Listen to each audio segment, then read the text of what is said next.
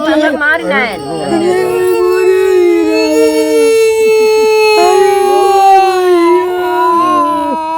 बाबू तुम मत रो, तुम मत रो। बेटा दुनिया में क्यों ना सहायता लागत। कोई नहीं पूछ रहा है, घूस लिए हैं। घूस लिए हैं? हाँ। कैसे आपको पता है घूस लिए? अरे महेंद्र प्रधान पूर्व प्रधान था, वो घूस दिया थाने में 50,000 रुपया ले जाके। अच्छा, नमस्कार, इस समय हम जनपद आजमगढ़ में मौजूद हैं और थाना क्षेत्र दीदारगंज पड़ता है, उसके समीप दरियापुर ग्राम सभा है। और ये जो ग्राम सभा है, यहाँ पर एक दिलीप यादव नाम की युवक की निर्ममता से हत्या की जाती है। हत्या करने के बाद में ये परिवार का आरोप है कि प्रशासन के लोग भारी रकम लेकर के इस मामले को दबा दिए और जो अपराधी थे, यानी जो अपराध किया था, उसको बचाने का संपूर्ण प्रयास किया जा रहा है। आप समझ सकते हैं कि किस तरह से आज के समय में गरीबों को न्याय के लिए दर दर भटकना पड़ रहा है, चाहे वो एक ज़िला हो या कई ज़िलों की बात कर ली जाए। ये जो गरीबी की मार होती है, इस तरह से लोगों के ऊपर हावी हो जाती है कि वो अपने घर की समस्याओं को देखते हुए प्रशासन से क्या बात करें और अपराधी को किस हद तक उसके अपराध के लिए सज़ा दिलवाएं, वो यहाँ तक अपने दिमाग को ले जा ही नहीं पाते हैं। इनके गर्भ में एक बच्चा पल रहा है, जो अब दिलीप यादव इस दुनिया में नहीं है, ये उन्हीं का बच्चा इनके गर्भ में पल रहा है। और आपसे बताते हैं, वो बच्चा जब इस दुनिया में आएगा तो एक बार जब वो बड़ा होगा और सोचेगा कि हमारे पापा कहाँ हैं और हमारे पापा अब नहीं है दुनिया में, तो हमारा जीवन कैसा होगा। शायद उसे कई संघर्षों का सामना करना पड़ेगा और किस तरह से वो अपनी ज़िंदगी जिएगा, ये भी आप सोच सकते हैं। हालांकि दिलीप यादव के 4 बच्चे पहले से ही थे, यानी 5वां बच्चा गर्भ में है और दुनिया में आने से पहले उसके पिता की निर्ममता से हत्या हो जाती है। ये देखिए माता जी हैं, इन्हीं के वो पुत्र थे। लेकिन अब पूछते हैं कि दादी से कि कब उनकी हत्या हुई थी। हाँ दादी बोलिए। हाँ भैया, हमारे भैया के साथ हत्या कर दिए। हाँ भैया। आपके मतलब बेटवा के मारे वाला के रहल? भैया बगल गांव गुआई है, जात के भर हैं भैया। हमारे भैया तेल आने गए, डीजल। हमारे भैया कुमारी नैन भैया। अच्छा, डीजल लेने गए थे, मतलब घर वालों से बता के गए? हाँ बेटा, हम पैसा दिए, हम डब्बा दिए, हमारे भैया गए आने। हमारे भैया हत्या कर दी, करा न्याय करो, कुछ नहीं कहा। हमारे हिम्मत ना बा, हमारे करेजा ना बा। अरे राल तो धने तोरे बाला राई।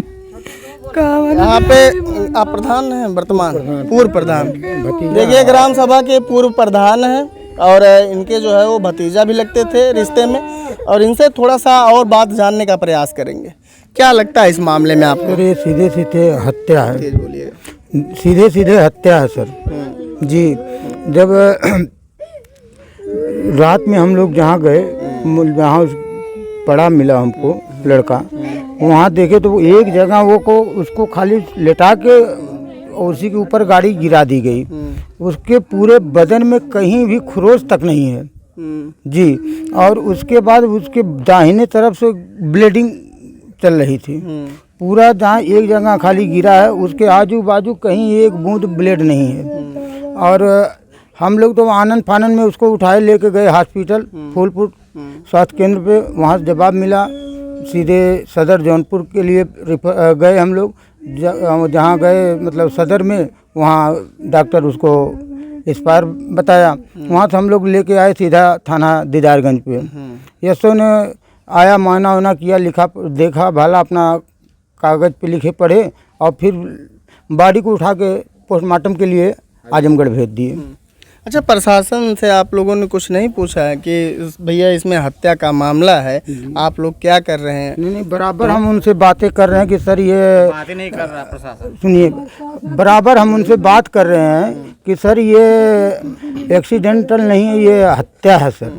ये सोच हमको रात में जब लिवा के गए, गाड़ी जहाँ बॉडी उनकी थी जहाँ से ले गए हैं, वहाँ लेके गए, देखे तो कहना ऐसा है कि प्रधान जी ये एक्सीडेंट है। हमने कहा सर ठीक है, मानते हैं एक्सीडेंट है, लेकिन अगर एक्सीडेंट है तो पूरे शरीर में कहीं ना कहीं तो चोट दिखनी चाहिए। चोट तो कहीं नहीं दिखाई दे रही है। आप भी कुछ कह रहे थे, क्या कह रहे हैं? भाई एक्सीडेंट तब दिखाओगे जब वारदात के समय वहाँ कोई मौजूद हो। वहाँ का ये शो कह रहा है कि एक्सीडेंट है, लेकिन एक्सीडेंट नहीं। सुबह हम लोग जब देखे हैं वहाँ से अमृतैया बाग के पास, वहाँ से खून गिरता हुआ यहाँ पर आया, अच्छा, पलथी बाजार तक। यहाँ उसकी बॉडी सुबह भाई जैसे जिसने बताया, जब उसका एक्सीडेंट हुआ, जब जैसे जिसने बताया हम लोगों ने मान लिया कि हाँ एक्सीडेंट हुआ होगा। लेकिन जब हम पूरा हमारा परिवार जब यहाँ से देखा गया तो वहाँ खून टपकते हुए गया। एक्सीडेंट अगर वहाँ हुआ होता तो खून यहाँ गिरने कोई सवाल नहीं उठता है कि नहीं? वहीं नहीं गिरा है वहाँ। तो यही बात हम लोगों ने, यही बात आपका कहना है कि यहाँ पे मारा गया है, वहाँ पे ले जाके फेंका गया। यही बात हम लोगों ने थाने पर कहा तो दरोगा साहब ऐसा डायरेक्ट ऐसे कह रहे हैं, नहीं वो तो एक्सीडेंटल केस है, उसका कोई मतलब नहीं निकलता खून का। अब बताइए, पब्लिक ने हमसे जो कहा कि एक्सीडेंट है, वहाँ पर हम लोग तो थे नहीं, चलो मान लिया। लेकिन सुबह हम लोग जब यहाँ देखे तो खून यहाँ से टपकता हुआ पलथी बाजार तक गया, पलथी मार्केट से पहले। तो बॉडी उसकी थी। दरोगा जी को बताया गया तो उन्होंने उसको अनसुनी कर दिया। मौके पे हम लोग जब सर्वे कर रहे थे तभी एसओ साहब आ गए। तो हमने कहा सर देखिए ये एक्सीडेंट नहीं है सर, ये मर्डर है। देखिए मार वहाँ से ब्लीडिंग शुरू हुई है और चली आई है, मतलब जहाँ उसकी बॉडी मिली है वहाँ तक ब्लीडिंग। कितना दूरी होगा? 1.5 किलोमीटर। 1 किलोमीटर यानी 1 किलोमीटर मतलब दूरी है, यानी जहाँ पे मारा गया और जहाँ पे फेंका गया उसके बीच की दूरी है। ये लोग मार के इसको जब बेहोशी टाइप हो गया, यानी कि वो कुछ बोल नहीं सकते, वहाँ जाकर के उसको लटा दिए, उसकी बाइक वहाँ पर खड़ी कर दिए हैं। अच्छा, इसी अवस्था में ऐसा मान लीजिए अगर एक्सीडेंट हुआ होता तो गाड़ी में नुकसान होता। अच्छा, एक बात और पूछेंगे, दिलीप के और भी कोई भाई हैं? हाँ, एक भाई है। एक भाई हैं। उनके बड़े हैं या छोटे? छोटे हैं, छोटे हैं। कितना उम्र होगा? और वही 32-33 साल की उम्र। शादी हुई है? अभी नहीं। और शादी नहीं है। अब समझ सकते हैं कि उस घर का इस समय माहौल क्या होगा, इस घर का हालत क्या होगा और आने वाले समय में इस परिवार के ऊपर क्या बीतने वाली है। आप समझ सकते हैं, ये शासन प्रशासन के दलाल ना समझेंगे, ना ही यहाँ के फुटकरिया टाइप के जो नेता होंगे ना वो ही समझेंगे। अब आप समझ सकते हैं कि 2 बेटियां हैं जो बड़ी हैं और 2 बेटे हैं जो छोटे हैं, और बड़ी इतनी भी बड़ी नहीं है, लेकिन आपके सामने हम आप दिखाएंगे फ्रेम में, थोड़ा सा देखिएगा। देखिए बच्चे कितने अभी छोटे और मासूम हैं। ये भली बात जानते हैं कि अब हमारे पापा इस दुनिया में नहीं है, आने वाले भविष्य में ये बेचारे कैसे पढ़ेंगे, कैसे जिएंगे, इनकी स्थिति क्या होने वाली है। यहाँ पे प्रशासन के लोग तो धीरे से कह देंगे कि ये मामला एक्सीडेंटल है, हालांकि जो आरोपी है उसका साफ साफ कहना है, जो आरोप में लिप्त इंसान इस समय इन लोगों को मिला है उसका साफ साफ ये बयान है कि ये जो है हमारी बाइक खड़ी थी और सामने से दिलीप आए और हमारी बाइक में टक्कर दिए। उसके बाद की कहानी प्रशासन नहीं पूछी कि टक्कर देने के बाद आप क्या किए उसके साथ में, या फिर दिलीप अगर टक्कर दिया तो क्या उसकी बाइक पलटी थी, अगर बाइक पलटी भी थी तो बाइक में थोड़ा बहुत तो खरोच या फिर उसमें तोड़ फोड़ होना चाहिए था, लेकिन ऐसा भी कोई मामला लोगों को नहीं मिला है। यही ना? जी सर जी। क्या दादी? हमारे भैया की बाइक खड़ी रही, भैया हमारे बाइक खड़ी रही, हम गए भैया हमारी से मारा पड़ा है, कुछ नहीं, ऐसे दूर इतनी तान बाइक खड़ी रही, हमारे भैया स्वभाव रहे रोड से दूर। हमारे भैया के 3 जोड़ी चप्पल छूटा हुआ है। 3 जोड़ी चप्पल मिला? एक जोड़ी इनकी चप्पल थी माता जी के दिलीप के, और एक जोड़ी जो है दिलीप का चप्पल था, और एक जोड़ी जो मारने वाले थे उनमें उसका था। उसने थाने पे कबूल किया कि एक जोड़ी चप्पल हमारा था। जब देखे कि वो बहुत गंभीर है तो हम लोग भाग गए छोड़ के। ये स्थिति है, और हमने एसओ को बार बार अवगत करा, लेकिन हर वक्त एसओ ने यही कहा कि मतलब जो है ये एक्सीडेंट है। जब दरखास्त हम लिख के दिए तो कहें कि अगर मान लीजिए कोई सच्चा दूसरा मैटर होगा तो हम दूसरी दरखास्त आपसे ले लेंगे, लेकिन आज वो दूसरी दरखास्त लेने के लिए राजी नहीं है, कह रहे नहीं ये एक्सीडेंट है। और आज पोस्टमार्टम रिपोर्ट में माथे पे चोट बता रहा है, पीछे सर पे चोट बता रहा है, प्लस पेट में दर्द चोट बता रहा है। हम कहते हैं अगर वो उसका एक्सीडेंट हुआ तो वो ड्राइवर था, वो चला रहा था, तो वो जब एक्सीडेंट करेगा तो आगे के बगल गिरेगा ना, है? अच्छा चलिए, वो आगे मान लिए माथे पे चोट आ गई तो फिर पीछे कहाँ से चोट आई? प्रशासन से हम ये पूछना चाहते हैं कि पीछे से चोट कहाँ से आई? अच्छा, पीछे भी अगर आया तो पेट में कहाँ से चोट आई? अगर वो एक्सीडेंट होगा, वो गिरेगा तो खरोच आएगा, कटेगा, फटेगा, लेकिन पेट के अंदर चोट नहीं आएगी। गाड़ी भी टूटेगी और गाड़ी भी टूटेगी, गाड़ी घिसेगी, उसकी टूटी, इसकी नुकसान होगा गाड़ी में। गाड़ी में कहीं रेप तक नहीं आया है? तो बताइए कैसे हम माने कि ये एक्सीडेंट है? के मारे हमार लाल लाइए, अरे हमार दिलीप, अरे हमार दिलीप कहाँ भी यह चार लड़कियां हैं उनका। अच्छा, 2 बच्चियां हैं, अभी तो सब छोटे छोटे हैं। अरे हमार भैया जिंदगी जाना मामा के चला गया बेटा, दुनिया में क्यों ना साहित्य लागत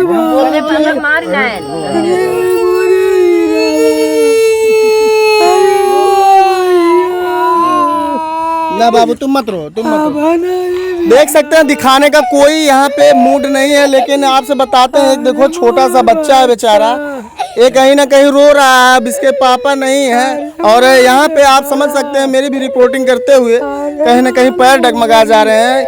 कभी हम भी बच्चे रहे होंगे, अगर हम लोगों के साथ ऐसा होता तो काफ़ी तकलीफ होती। परिवार की दशा आप जान सकते हैं कि जिस घर से कोई भी व्यक्ति अगर चला जाता है तो उस घर पे दुख का बहुत बड़ा पहाड़ टूट जाता है। देखिए फ्रेम में आपको एक बुजुर्ग जो है व्यक्ति भी दिखाई दे रहे होंगे।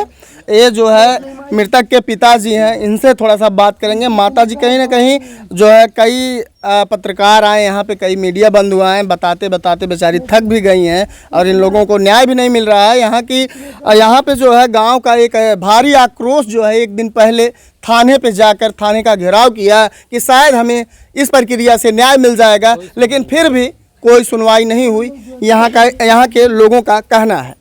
दादाजी ये बताइएगा, जब यहाँ से आपके बेटे गए तो आप लोगों से कुछ बताएं कि हम यहाँ जा रहे हैं या क्या कर रहे हैं? सर मैं उस समय नहीं था, उस समय भट्ठा पात था और आया तो मेरे बच्चे कहने लगे भैया डीजल लेने गए, धान बैठाना है। और वहाँ गया, वहाँ से जैसा गाड़ी का डीजल खत्म हो गया, पेट्रोल, पैदल जा रहा था और उसको अमृत वाली बाग है यहाँ, उसको 4 लोग मिलके हमारे लड़के के कोई बहुत दारू पिए थे, वो लोग जो मारे थे बहुत पिए थे चारों जन, और उसके बाद वो लड़के की मार के हत्या कर दिया। ये पीछे मारे हैं, उसके बाद मारने के बाद सब ले जाके वहाँ रखे हैं 1 किलोमीटर दूर पलथी के लगभग में, और खून चूते गया हर रोड पे।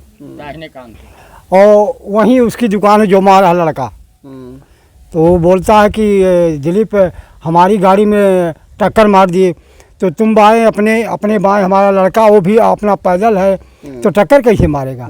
जी बस इतना कहा कि दिलीप हमारे गाड़ी में टक्कर मार दिए थे। हाँ। तो उसके बाद दिलीप को चोट कैसे आई है, ये बातें प्रशासन के लोग या आप सब नहीं पूछे? हाँ नहीं साहब, कोई नहीं पूछ रहा है, घूस लिए हैं।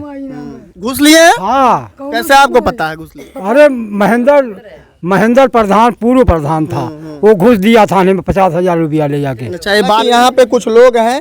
भैया आपका परिचय? योगेश कुमार यादव, यहीं के घर से हैं? जी सर, रिश्तेदार। दरियापुर 4 लोग पकड़े थे, 1 लोग पकड़े थे कल, तो कह रहे थे 4 लोग पकड़े हैं। जब हमने लोग देखा थे 1 ही लोग थे काबुलिया, फिर इसको भी छोड़ दिए। कम 50,000 1 लाख रुपए कम घुस लिए हैं। दरोगा कोई सुनवाई नहीं कर रहा है। और हम लोग गए धरना भी पड़ता कि कोई सुनवाई नहीं। इसने कहा 4 लोग पकड़े, कोई किसी को नहीं पकड़ा है, कोई सुनवाई नहीं हो रहा सर। हम लोग 4-5 बार जा चुके, कोई सुनवाई नहीं हो रहा।